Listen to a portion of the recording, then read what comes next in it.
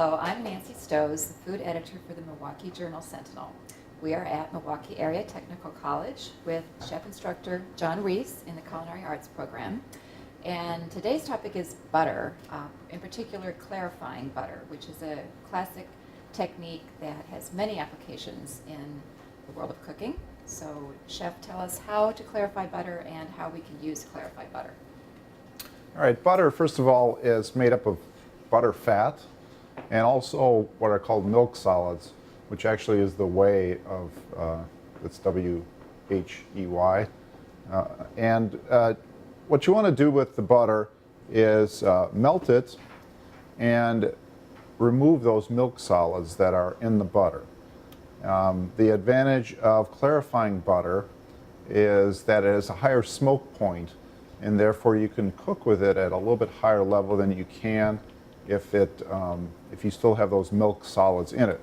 So what we are doing first of all is we've got the butter on the stove here, and the butter has to melt, and then as that butter melts it will start to foam up on top. So this foam on the top here, this is the milk solids, and you want to take a ladle, you can do this with a spoon too, and you want to skim off the top of that.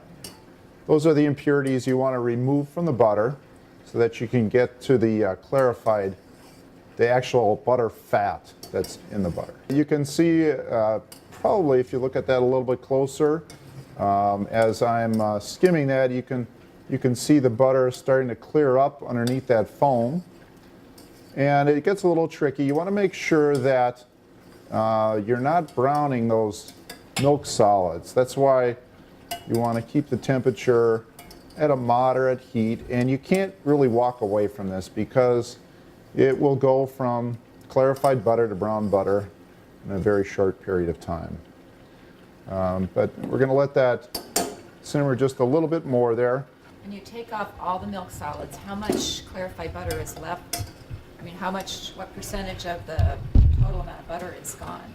You have about 80% butter fat in there. So you probably lose, like I say, roughly 20, probably a little bit more, because in the skimming process you end up taking off a little bit of the butter fat too. But this is pretty clear.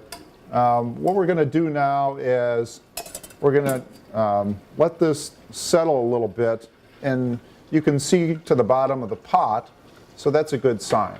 So our butter, and there might be a little bit of milk solids on there. That's not too big of a deal there. I'm going to just pour this butter off just so you can get a better view of this. And you can see that it is pretty clear. It's clarified butter.